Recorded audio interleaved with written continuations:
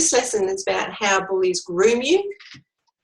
So first of all, I just wanted to touch base with you on how bullying is defined, and it's defined with 3 specific elements, so that this will help you recognise the difference between someone, as I said before, who simply isn't coping well with life and the pressures of life and tend to have explosive moments, and just you can tell that they're not coping, as opposed to bullying, which is quite different. It covers these 3 points, and you'll start to recognise it quite a bit once you start to realise what's going on around you.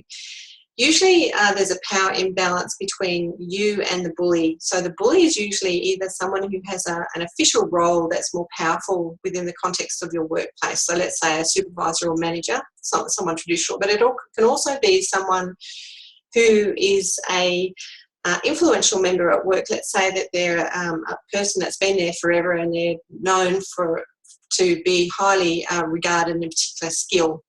So that's called a psychological power imbalance. So these people persistently use their behaviour to hurt, embarrass or defame you, or just hurt you in some way, either you or a group. So their behaviour, as I said, is persistent, it's consistent, it's regular. It's not a one-off, it's persistent. And the third element is that the target or you feel powerless to defend yourself against this behaviour and this person because of the power imbalance. So those are the 3 elements for face-to-face or workplace bullying.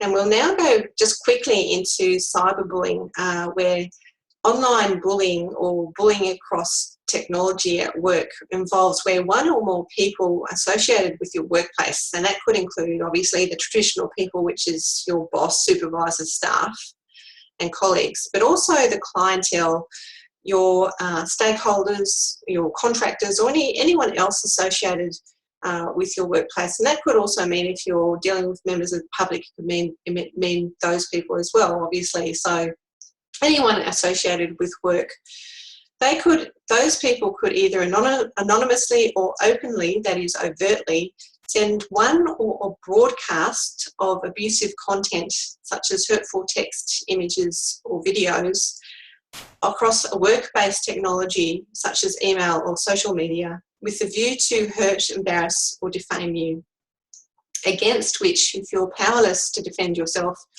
and which can follow you from work to home and from job to job, and indeed across regions. And in fact, in one interview where I interviewed a person in my PhD, they said they even crossed states. They changed jobs and they changed states, and they still couldn't get away from the cyberbullying. So as you can see, cyberbullying has the same main themes as face-to-face bullying, in that it has a power imbalance, it's persistent, negative behaviour, and you feel powerless to defend yourself. So what you will learn in this lesson, as I said before, is how bullies groom you to accept their bullying. So without warning, a bully will suddenly use highly dismissive, aggressive, or even coercive behaviour against you. This tactic is specifically premeditated to off-balance you so that you feel on the back foot and threatened. They seek to undermine your self-confidence, credibility, and reputation. A bully will use unexpected aggression to manipulate you into feeling that you're a target. The unexpected aggression or overwhelming hostility, as I said, is very premeditated and planned. It's highly calculated, and they will often switch from being warm and friendly one day or 1 minute to highly toxic, hostile, aggressive, or even abusive. So you don't necessarily know whether you're going to get the warm and friendly person on one day or the hostile and dismissive person on the next. So you're walking on eggshells. This switch in behaviour is, as I said, specifically calculated to put you off balance and make you get a first response from you, which is surprise and often silence. They want your first response, in fact, to be stunned silence, because at that point, once you're unsure of yourself and off balance, then they gain the upper hand and they get control and power over you. They will refuse at this point to admit that their behaviour is in any way in the wrong or inappropriate. And in fact, if you angrily respond to them, they usually will respond quite angrily to you, back to you, and they will escalate the interaction. So don't do that. We've got quite a few tactics on how to appropriately diffuse and control the bully at this point. So try to avoid angrily responding. The unexpected attack is organised in such a way that you don't take the initiative. They want you, the bully wants you to accept that you're the one at fault somehow. They'll accuse you of being in the wrong or having, you're mistaken in some way, or you've done a mistake, or you've made an error. Or they're basically trying to make you feel that you're the one that's responsible for their behaviour. You're not responsible for their behaviour. They're an adult. The other person that you're dealing with who's trying to bully you and groom you, they are an adult and they are responsible for their behaviour. Don't accept that. So again, they'll use this opportunity to try and take away your power and completely control you. This is a very manipulative trick, and they'll try to, as much as possible, push you into a psychological corner where you feel powerless and choiceless.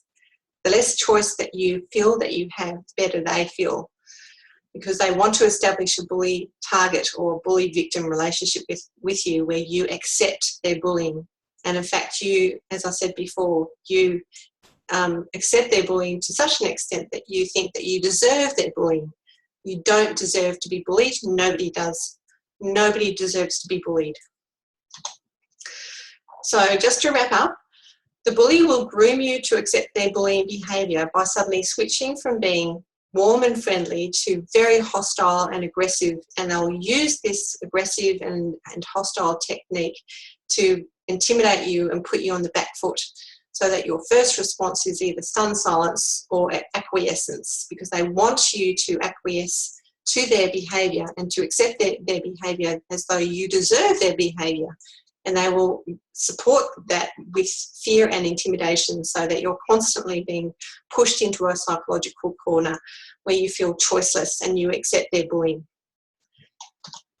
So please consider what you've learned in this lesson and think about the following question. How do bullies groom their targets to accept their bullying? Thank you.